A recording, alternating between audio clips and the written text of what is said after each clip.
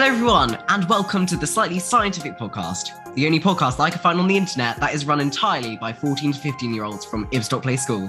I'm Oliver, and sitting next to me is Honor. Today we have an extra special treat just for you. That is right, we have for you part one of a two-part mega episode on the theme of neurodegenerative diseases. Today we have for you an amazing interview with the amazing Mark Webb, who will be explaining what it is like living with multiple sclerosis. And in part two, we have Dr. Jameen Sweet-Haran, who will be talking to us through the scientific aspects of motor neuron disease. So stay with us as we transport you across the diverse world of science straight into our Zoom call. Enjoy. Oh, there we go. We can hear you now. Oh, yeah. We can hear you. We can hear you now. Yeah, sure. Yes, we can. go. Brilliant. But before we go on to the interview, here is Raya explaining who Mark Webb is, why we decided to interview him, and why he is such an incredible person. Mark Webb was a fellow colleague of my dad, both who have worked in communications at a company called Currys. Mark has a lot of outstanding qualities, including being a caring father, an inspirational public speaker, a talented part-time wheelchair basketball player, and while occasionally exploring a number of different hairstyles. He currently works as head of communications at a company called shift.ms, which is a web-based charity and social network for people affected by multiple sclerosis. This focuses on the needs of younger people and those recently diagnosed with MS. I've chosen to interview Mark, not only because of the connection with my father, but once a conversation gets going with him, he is the bubbliest, most thoughtful intellectual I have met. The thing that I respect most about Mark is how he maintains a positive mindset continuously, even through tackling some rough patches in his life. His positive thinking doesn't ever leave him. In his words, my diagnosis with MS doesn't mean giving up on my ambitions, just rethinking how to achieve them. Currently, he's working with MS because he wants to spread more disability awareness, and with his hard work, I trust he'll be successful. We introduced ourselves and had a good conversation, but with Zoom's impending time limit coming up thick and fast, and with so many questions to ask, we realised we had no choice but to restart the Zoom meeting. However, before that happened, I had a very important question to ask. I've got a question. Go, yeah. What was it like being part of the Disneyland Paris opening? It was a dream. You won't remember. We'll keep it quick because of Raya's time limits. It was absolutely amazing because, I talk about it like being a student. Like being a student, but with a bit of money because I had a salary. So that was amazing. And there were 12,000 young people recruited, in an instant almost, to work together, all from all over Europe. So it was a hotbed of hormones and stuff. So all that kind of fun stuff. And then the dream of opening this amazing place, which didn't go very well at the beginning. It didn't have enough attractions. The financing had all gone wrong.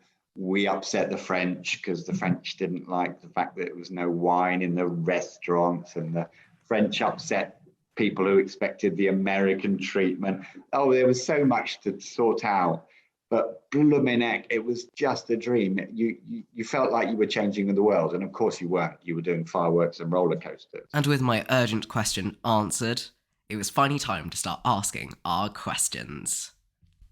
So when did you first know that you were affected by multiple sclerosis? Well, that's a very difficult question because MS, multiple sclerosis, is a really complex disease and it kind of creeps up on you. You probably know it's a disease of the central nervous system. So that means your brain and your spine are affected, and your central nervous system then feeds off to everywhere in your body. And so what nerves are affected during the sort of autoimmune attack that goes on kind of decide what's going on. And it comes and goes particularly in the early stages. So I had 3 days of intense pins and needles in 1992, the year Disney opened. And I was a bloke in my mid-20s, so I ignored it. I then had some bladder issues, but I lived in France where in the 90s you could pee anywhere. So I ignored that. So I knew something was going on, but I didn't put the things together until 15 years later when I had various other symptoms. particularly a thing called drop foot. My left foot wasn't functioning very well, and you could call it walking drunk, essentially. I didn't look quite right when I was walking, plus the other bits and bobs that were going on, a bit of fatigue and cog fog, thinking problems. So I'm afraid from 1992, first symptoms, didn't have a clue, diagnosed 2007. And when, Raya, you say, when did you first know? I didn't understand what it was when it was diagnosed. What effects has multiple, I cannot say this word for the life of me, has multiple sclerosis had on your daily life? Don't worry about not being able to pronounce it. It's funny because I having been interested in, wanting to campaign about MS and then about disability and then diversity, and with MS affecting my speech on a bad day, or particularly when I'm tired, there's words I can't say, so I mess up multiple sclerosis sometimes. It affects pretty much every aspect of my life because my MS is very advanced now. So if you think back 1992, I'm approaching my 30th anniversary without realizing it at the time, and 15 odd years since I was diagnosed. The research into slowing down progress, a cure is a long, long way off. But the research into slowing down progress has really improved even in my sort of 15-year MS diagnosis lifetime. So when I was diagnosed, the drug I was taking would slow it down by about 33%, and we're now up to about 80% slowdown. So MS is diagnosed between the ages of 20 and 40 on average. So you guys have got roughly a 1 in 600 chance of being diagnosed with MS.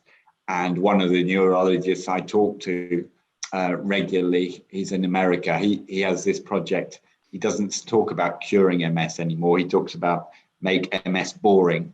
And by that he means, oh, you've got MS. Well, have these drugs and it probably won't affect your life. And I'm hoping that for your generation, that'll be the case. It won't be a nice diagnosis to hear, but we should get there quite soon. For me, it affects everything. So I'm talking to you in a wheelchair. I'm glad I'm only going to be on sound because this is a bag that leads directly from my tummy. That's my bladder. Well, a bag of wee, very classy. It's called a suprapubic catheter because your waterworks and everything down there is affected. So I'm totally dependent on people in the sense of I can't carry a cup of tea because I've got a wheelchair and I'm shaky anyway. I've got one decent arm, one rubbish one, and 2 legs that are shot. At the moment, I can independently do all the intimate stuff and shower myself and dress myself, except the buttons. Down the line, those things will impact me as well. But everything. So I have a carer. I take an enormous number of drugs, but I still have a good life. It's just different. I guess that's what's important, just like enjoying your life no matter what comes your way, really. Yes,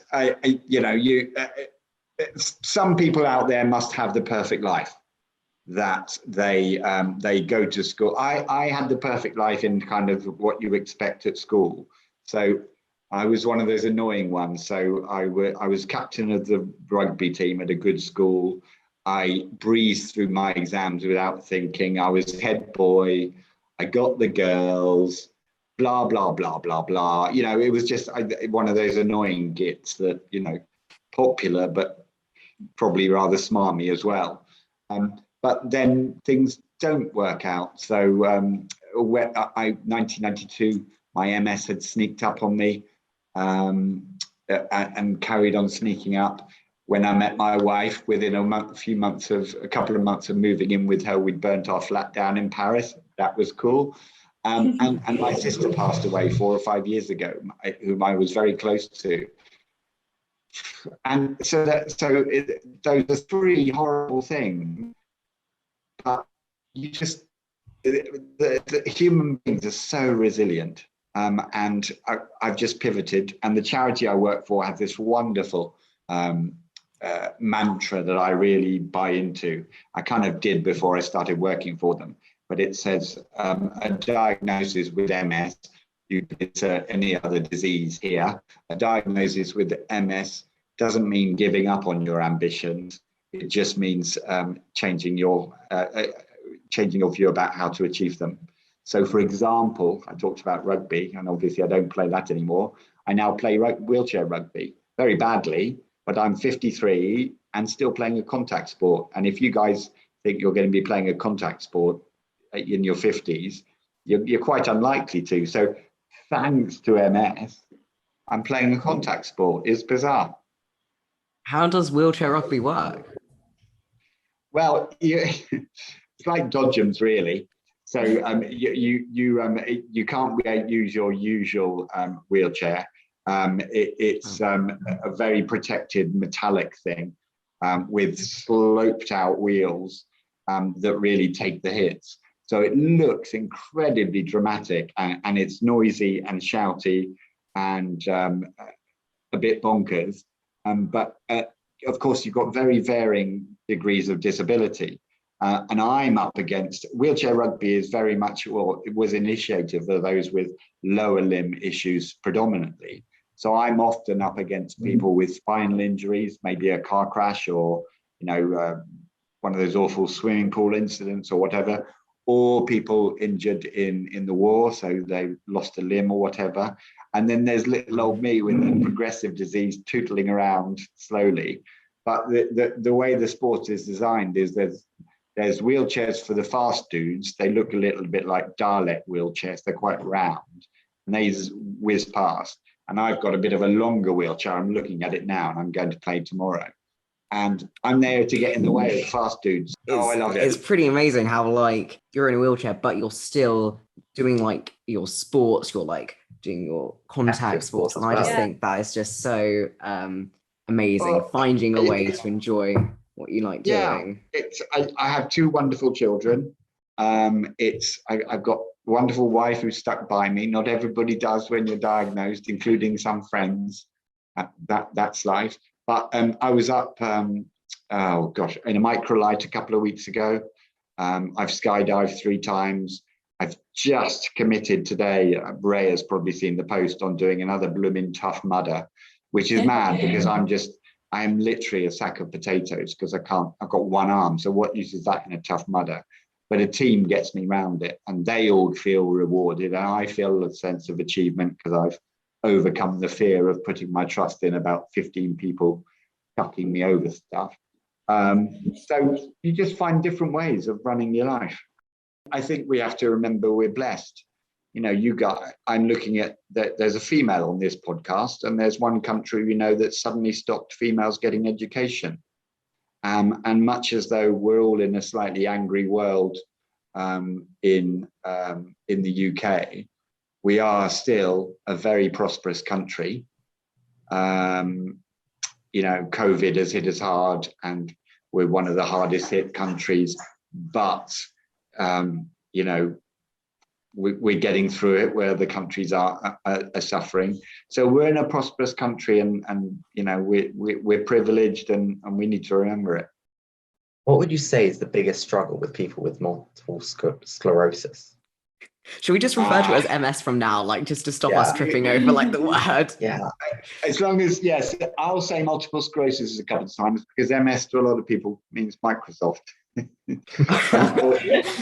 or indeed, my wife has just reminded me, our older son said I had M&S for a long time.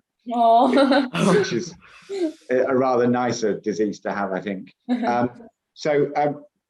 That's almost impossible answer to give because it's called the snowflake disease for the reason that so many different nerves run through your body and so many different symptoms can emerge, and they can all emerge at different speeds and different tones and whatever, that no one MSer is the same.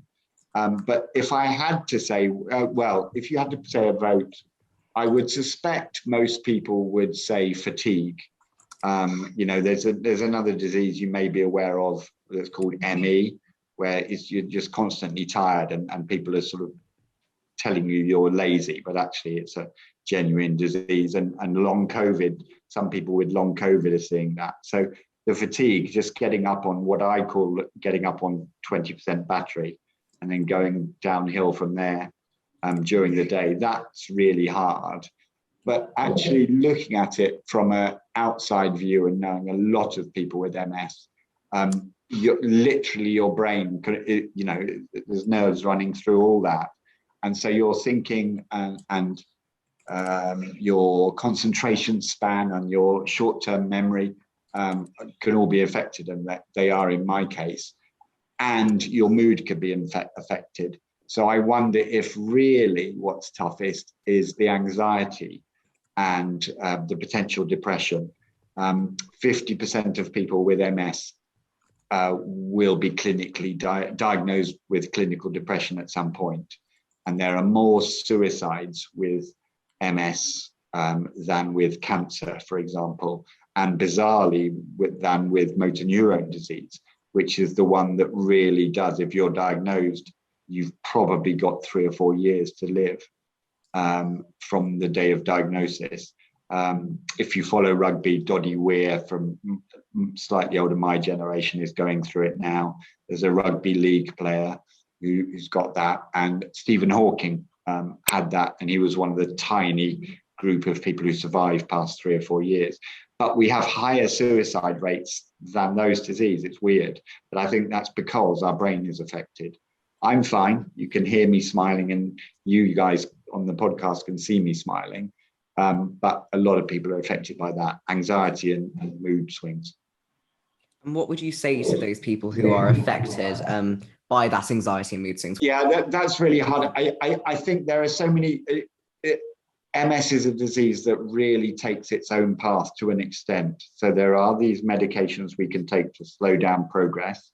There are medications to take to deal with the individual symptoms, including mood swings and depression and anxiety. But I take drugs for fatigue, for spasms, for nerve pain, to keep me moving, so to speak, in the number 2 sense. I drink enormous vats of water to keep flowing through my strange bladder system. So I can do things there. But I think if I could get hold of somebody who's diagnosed with MS early, I would tell them to find some like-minded people, other people to talk to. I would get them eating healthily, not forever. I still eat cake and I drink tequila from time to time, but I generally eat very healthily. I exercise the bits of me that still work and actually try and exercise the bits of me that don't work. And there's all these words coming in like mindfulness and yoga and good sleep patterns. And, these are good pieces of advice for anybody, really, aren't they? Eat cake, but then eat healthy the rest of the time. It's very similar advice. But of course, with MS or any other serious illness or disability, there's times we need to kind of step outside ourselves and almost ask ourselves, are you really okay? Do you need to see the doctor about some medication, get some counselling, go on a holiday, take a week off, whatever? So I try and be very third person about myself and look at myself and ask myself, Mark, how you doing?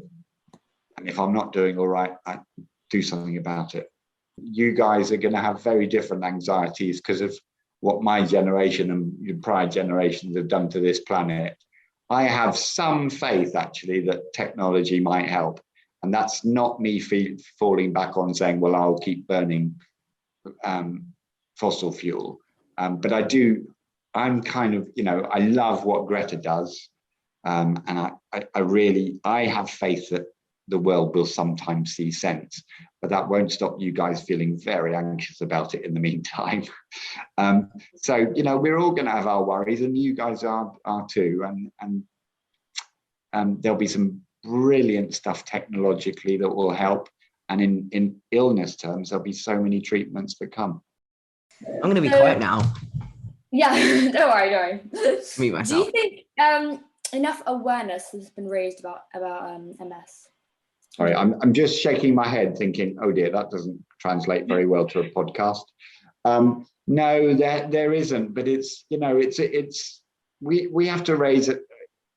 I mentioned, I think before we started recording, how passionate I am about diversity and all disability and all illness and all suffering. So I am going to keep raising awareness of MS. So are many others. There's 3 or 4 fantastic charities. I'll name the one I work with called shift.ms, which is actually a social network. And social network comes in for a bad rap for lots of good reasons. But actually this one is specifically for people with MS. And it's a wonderful way for us to get together and say, hey, I got this strange tingling in my right toe. Anybody got this? And invariably somebody else says, oh yeah, do this, don't do this. Oh yeah, this medication, blah, blah, blah. So it's a wonderful social network and producer of amazing videos to help inform both people with MS and people who are impacted by MS because they know people or just want to know all about MS. So it's a wonderful charity. There's another one, the huge one, the kind of traditional big one, the MS Society.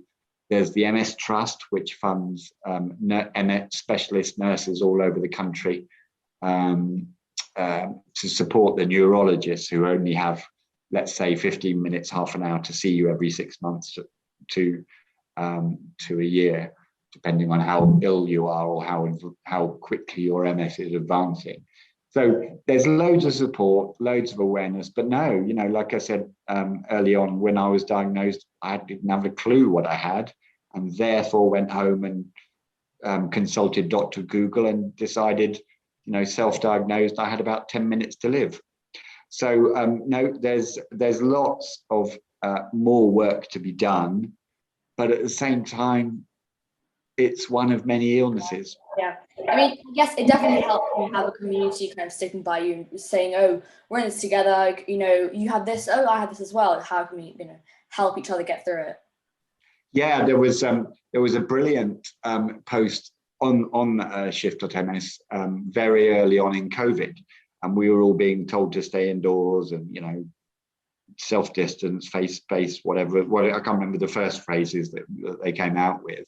But one of the guys on shift.ms, he I think it was he put, we got this. And there was some great truth in that, and because we are used to a little bit of isolation, we're used to not being able to access things, we're used to being in bed, we're used to talking on the phone to people because we can't go places. And it then progressed, and it was awful being in one of those vulnerable categories during COVID, waiting for news of vaccinations and whatever. But there is we got this, and supporting each other, Raya. Yeah, absolutely. Finley, you're on mute. Finley. There you go. Sorry, yeah, I was unmuted. Oh, do you think there's anything we can do? And before you ask, yes, I definitely did leave this bit in on purpose. Do you think there's anything we can do to help people with MS or to raise awareness? I think the biggest one, well, thank you for talking to me in the first instance. So this, for a start, but I can tell you right now that when somebody is diagnosed with MS, have you heard of the 5 stages of grief? Yeah. So I think I think it's been scientifically disproved as a real fact. But basically, there are stages you go through when you lose a pet, you lose a sibling, you lose a family member, you lose a friend, your football team get relegated, your car messes up, whatever. You go in, or you're diagnosed with a horrible progressive illness. You go into stages of grief, and I can't even remember what 5 they are, but there's denial of one of them, and anger. I never really had the anger stage, so I don't have that. But I think anybody with MS, the worst thing you can do is not talk to them. And that happens. There's a small amount of people, and I pity them rather than pity myself, who will never talk to you again because they're repulsed by you. And there's some kind of prehistoric fear that they have about you. Well, fine, their loss, really. There's a lot more people who are scared of saying the wrong thing, so they say nothing. And they drift away. And that's, I can't change the world of that small minority of gits who decide that, because you don't dance on the table anymore, you're not worth their time. Well, that's their problem, and they can go off and be Donald Trump. That's fine. But the people I would love to change is, don't be scared of saying the wrong thing. Talk to us, and we will tell you if we want to talk about our MS today or we don't. We will tell you if you said something wrong. For example, there's a classic that always is used in the media, even if they're not guided to. They say, I'm wheelchair bound. I'm not wheelchair bound. It gets me around. Are you guys leg bound? I'm a wheelchair user. That's just a very small example. Classically, again in the media, to sort of make it more dramatic, I'm called an MS sufferer. Well, I do suffer, but I'm also a dad and a husband and a wheelchair rugby player and a podcaster and a public speaker and a charity worker and the next James Bond and everything else. So why call me MS sufferer in the title? Winds me up. But anyway, so what you could do, should you have anybody you meet with MS or any other nastiness going on, let's say, for example, if they lose a parent, it's so easy to just be scared of talking to them. It's the going through the courage of just doing it. And I'll give you one example I'm really proud of with myself. When I have bladder infections, they can be really bad. And I'm blue lighted to hospital with all the paramedics whispering sepsis to each other, which is fine. And then I get there and they put me straight on morphine because I'm in a lot of pain. Oh, I love morphine, my word. I can see why it's addictive. And I was in a ward with, when I'd come out of it wasn't intensive care, but just below high priority or whatever.